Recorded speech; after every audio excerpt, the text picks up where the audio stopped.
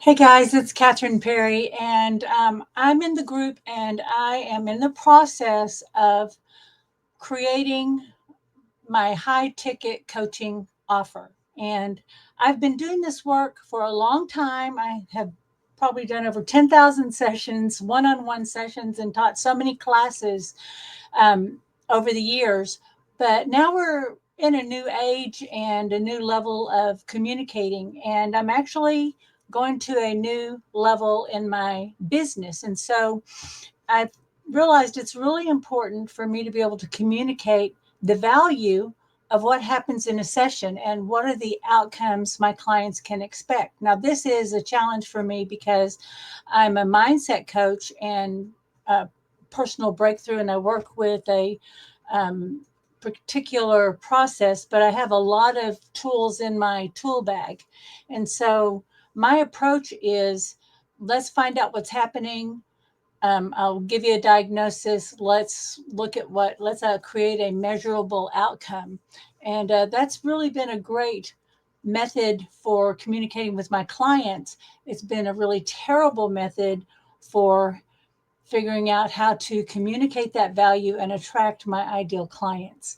So the things that get you the results in session are not necessarily the things that are going to attract and convert your ideal clients. So the reason that I'm doing this today is I have started documenting more of my client calls and getting feedback from ChatGPT. And on the one hand, it's really helping me to see, yeah, I do have a particular process because I've been doing it so long. I've become unconscious of what my process is, and I need to be able to describe my process and let my clients know, hey, what steps are we going to take along the journey? And it's helped me to understand the real value that I'm delivering. So these have been a big confidence booster and for me, but also it's given me a lot more clarity in what it is I want to communicate with people. And I've also noticed that my client sessions in this last 3 to 5 months have just become elevated, and my clients are just starting to have more and more breakthrough. And I think that that's coming from my own clarity of one, the process, and two, the value. And it's improved my ability to communicate, even though you couldn't necessarily tell that now as I'm trying to explain this to you. This is all off the cuff, but I hope that you'll go on the journey with me. So, what happened was today I had an incredible session with one of my favorite clients, and I recorded the session and then I used Sonix.ai, and I will put that in the chat bar to let you know what that app was. But nice thing about Sonix.ai is it's got a really nice integration feature so that you can take your Zoom calls or you can upload them from Google or send them to different places. But then you have the ability to edit the text and then turn it into a document very quickly. And so I've been using it for a while, and it's been a really great tool for me. So I just wanted to share with you the prompts that we use today. And let's see. Yeah, see if this helps. Okay, so I'm starting to be more conversational with ChatGTP, and so I this was my prompt. I just did a session with one of my favorite clients and would like to outline the main ideas and the processes I used in this session. So ChatGTP and I are great friends, and so it gave me some, lovely, encouraging feedback, and then it started breaking down the session itself, and it's titled Carmen on a Mission. And so we were starting it with what was the presenting concern. And this is the format I actually use in every single session. And so I like to find out. Usually we have a little visit, and I say, great, how can I support you today? Or I'm saying, last week this happened. What have you noticed? And what help or support are you needing today? So Carmen came in and she had her presenting concern, and she was feeling unclear about her next steps in business. She was spinning her wheels and staying busy and had just had a revelation that she was staying busy as a form of safety. And she was noticing that she was sensitive to rejection and not being chosen. And there was a disconnect and feeling disconnected from her mission and natural authority. And we got that covered in just about, 3 to 5 minutes. That was very quick. And then the core themes and insights started coming in. Now, when I work with people, I'm very intuitive and I have a natural ability to kind of tune into where the pain is. And when I feel the pain, I'm very, empathic. When I tune into the pain, a lot of images and insight come to me. And so there was some back and forth. And this is where we got to. She came to realize that there was a need for clarity and direction, and you're able to read along with this, and then realize that something that she's doing is she's dealing with rejection sensitivity. Now, I have ADHD. I was late diagnosed ADHD. I'm 67 years old this year. I was 65 when I found out. But one of the key components or key issues that a person with ADHD has is rejection sensitivity. Okay. And if, say, someone told you no, or you got a little criticism, a person with ADHD or even someone with a stressed mind, they're going to be much more sensitive to that criticism or that rejection. It's going to take them longer to recover. So one of the things that you have to learn right away is how to soften that sensitivity and actually turn it into a tool to help you discover what it is you really want. My mentor, because I was afraid of rejection or criticism, said, the people who are not the match for you, of course, are going to reject you, and you're going to be rejecting them. Your success lives in the land of no's.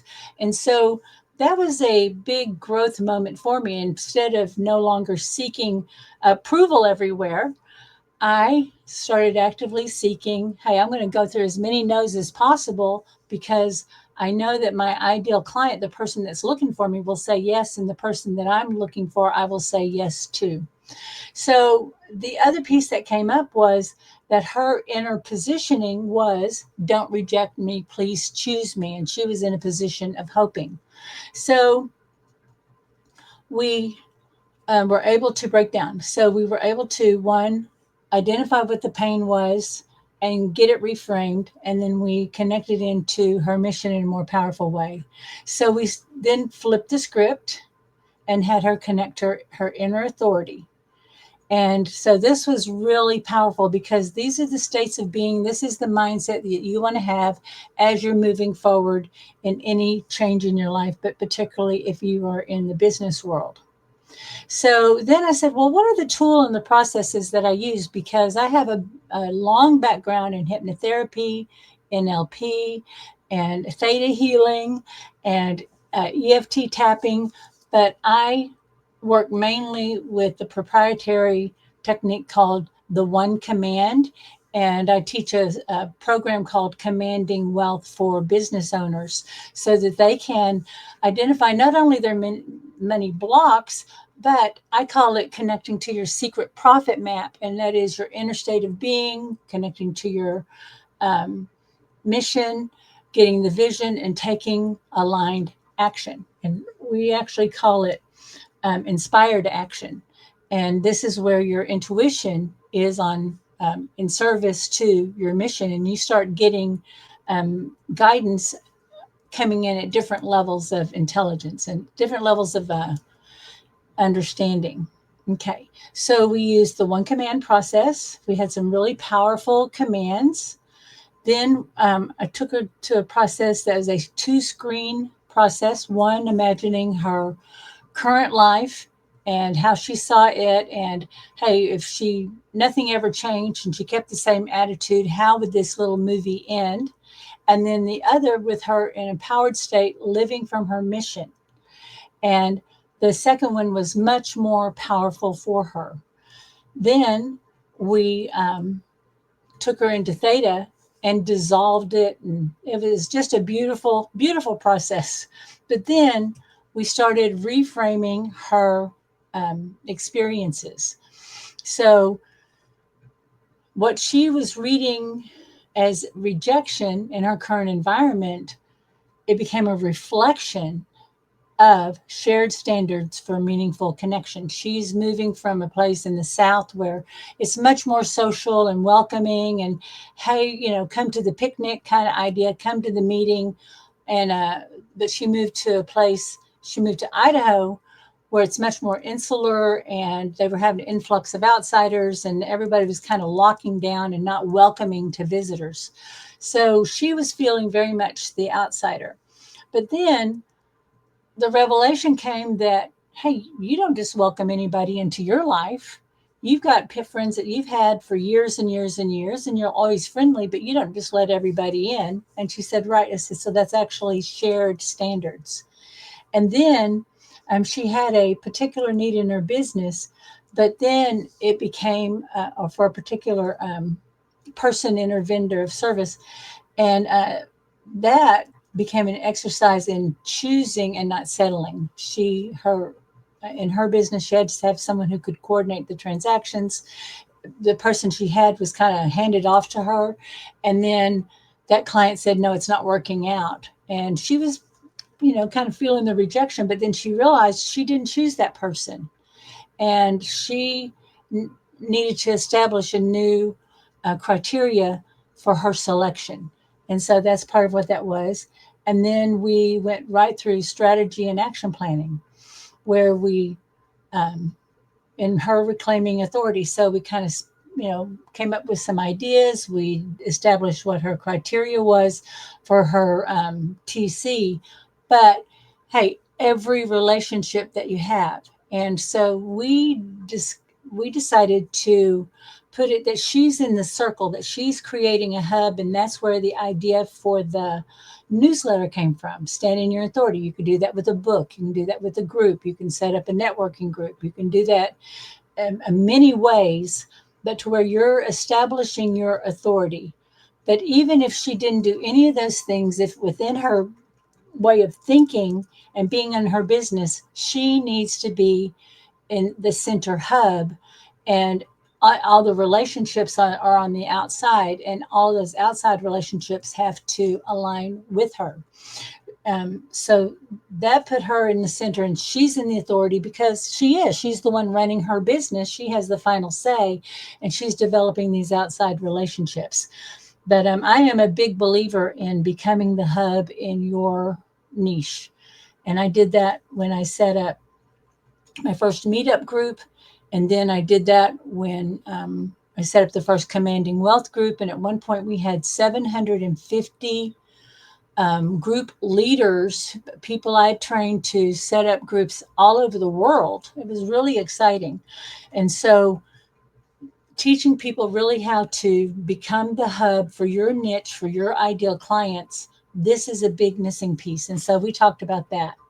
Then we identified her ideal clients, got those clarified, and who that looks for, what their personality is like, and then hey, what is the value of the transactions that she wants to do.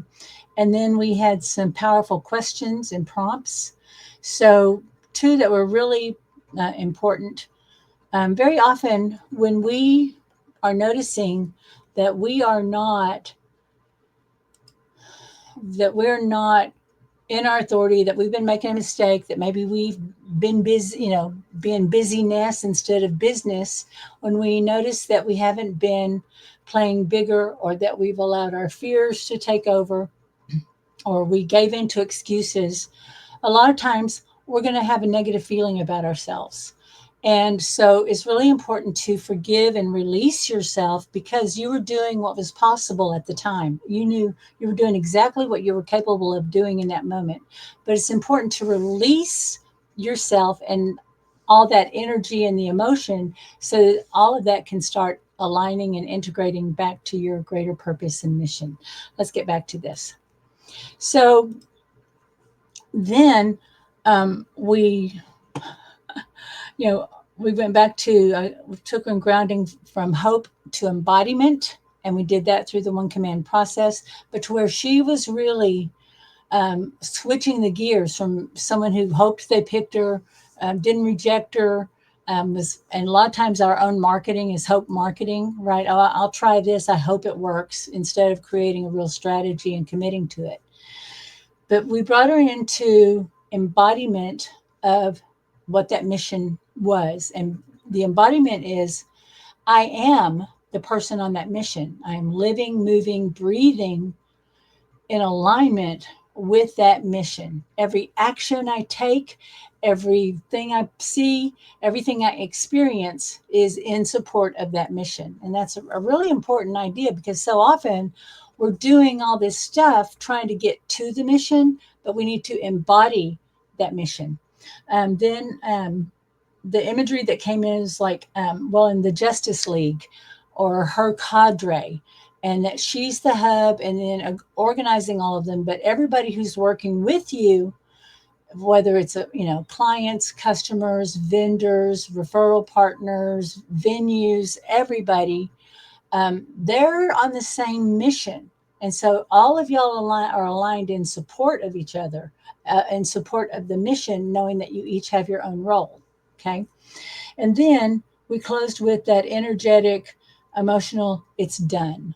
So then ChatGPT asked me, hey, what do you want to do with this next? Well, I had a really great session a few weeks ago with a client, and it was a big aha. It's like, oh, I want, I want to teach this. And so I actually developed a whole mini product for it.